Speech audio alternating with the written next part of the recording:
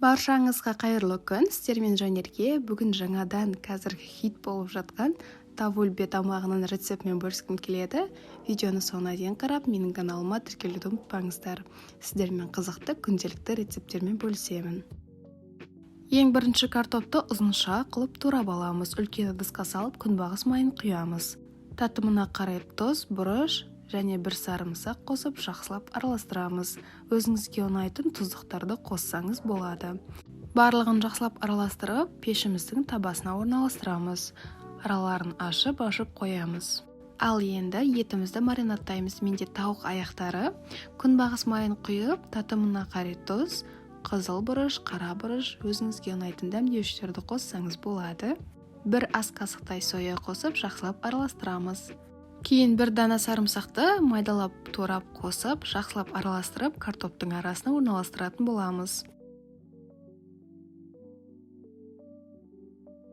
Барлығын салып болғаннан кейін бетін фольгамен жабамыз. Қаламасаңыз жабудың қажеті жоқ. Фольгамен пісірген жағдайда картоп пен тауық аяқтары аса қып-қызыл болып шықпайды. Сонымен қатар пісіп жатқанда артық майлар пештің ішіне шашырамайды. Ал енді кішкентай тесіктер әр жерінен қалдырамыз. Қаламасаңыз фольгасыз да пісірсеңіздер болады. Қызып тұрған пеште 180 градуста 40-45 минутта пісіріп аламыз. Ал енді күрішін дайындаймыз. Қазанға күнбағыс майын құйып, жуылған күрішімізге тұз қосып, жақсылап араластырып аламыз.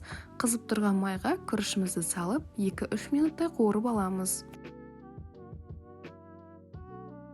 Жылы немесе ыстық суымызды күріштің бетімен бірдей қылып құйып шығамыз. Кейін 2-3 минуттай қатты қайнатамыз.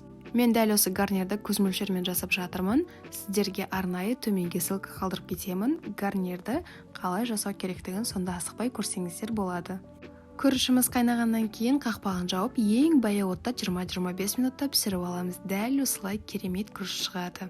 Ал енді тавульбе тамағымызды орналастырамыз. Пиалайға күрішімізді салып, әр жерінен қойып шығамыз. Кейін картоп пен тауық аяқтарын орналастырамыз. Шетіне салатымызды қойып шығамыз. Әсеміне қарай укроп қойсаңыздар болады. Міне біздің бүгінгі кешкі асымыз дайын болды. Ұнаса лайк қойып, пікіріңіз болса комментарий бөліміне жаза кетіңіз. Басқа да қызықты видеоларымды жіберіп алмау үшін каналға тіркеліп, қоңыраушаны басуды ұмытпаңыздар. Сіздермен қызықты күнделікті рецептермен бөлісемін. Сіздермен болған Жанерге видеомды соңына дейін назар салып қарағандарыңызға рахмет.